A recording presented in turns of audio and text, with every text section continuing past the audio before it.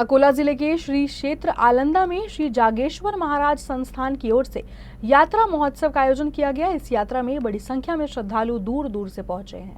हर साल की तरह इस साल भी श्री जागेश्वर महाराज संस्थान की ओर से आलंदा में यात्रा उत्सव का आयोजन किया गया है। इस यात्रा उत्सव के दौरान मंदिर में कीर्तन, प्रवचन जैसे विभिन्न कार्यक्रम आयोजित किए जाते हैं। इस परंपरा को इस साल भी कायम रखा गया है। इस यात्रा की सबसे खास बात मंदिर में चढ़ाया जाने वाला महाप्रसाद है। महाप्रसाद में केवल मिसल और भाकरी होती है। हजारों श्रद्धालु इस महाप्रसाद का आनंद उठाते हैं। श्री जागेश्वर मंदिर क्षेत्र में तीर्थ यात्रा के अवसर पर आयोजित महाप्रसाद का लाभ लेने के लिए जिले भर से हजारों श्रद्धालु आते हैं। मी केशव सुखदेवराव राऊत, राहणार बाष्टाकडी। माझं वय आज अंदाजे 58 वर्ष आहे। मी वयाच्या 7व्या-8व्या वर्षापासून इथे येत आहे। या जागेश्वर संस्थानवर लहानपणापासून मी या ठिकाणी येतो। त्यावेळेस मातीचे गाडगे होते आणि मातीच्या भरण्यानं वरण डाळ वाढल्या जात होती आणि पहिल्यापासून या ठिकाणी भाकरी, ज्वारीची भाकरी हा अतिशय उत्तम महाप्रसाद या ठिकाणी असतो। मिसळचं वरण, ज्वारीची भाकरी हा एकदम एक नंबर प्रसाद आहे आणि जागेश्वर भगवान हे एवढे जागृत देवता आहे की आपल्या मनामध्ये जे आपण संकल्प जाहीर करू, जे इच्छू ते सर्व मनोभावना या ठिकाणी पूर्ण होतात।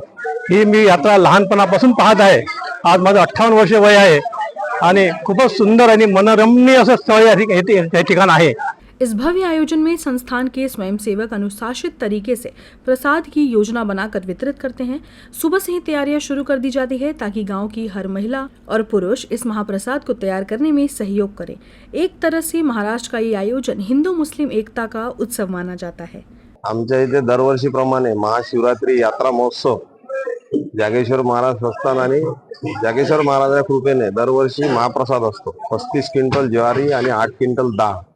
त्याच्यानंतर पंचक्रोशीतले सगळे महिला पुरुष सगळे धावायला येतात। महिला भाकरी स्वतः करतात। खऱ्याचं मध्ये पाणी असते आणि हे कमीत कमी 100 वर्षापर्यंतचा इतिहास आहे की अजून हे चालू आहे। अजून खंड पडलेला नाही आहे। भंडारा हा 2-3 क्विंटल पासून सुरुवात आहे तर आज रोजी 35 क्विंटल पर्यंत पोहोचलेला आहे। साऱ्या गावचा एकोपा आहे। सगळे लोक करतात। आज एक कासमबाई आहेत ते स्वतः डाळ करतात। जातीने मुसलमान समाजाचे असूनही त्याचं सहकार्य असते आम्हाला की बा जे आज इथं डाळ करतात सगळे भगवानजी काकड आहेत हे जे डाळ करतात हे सकाळी 7 वाजतापासून आल्यानंतर रात्री 12 वाजेपर्यंत कोणीच गावातला माणूस इथून हलणार नाही। सगळ्या समाजाचे, सगळे स्तराचे सगळे लोक एकीने कामं करतात।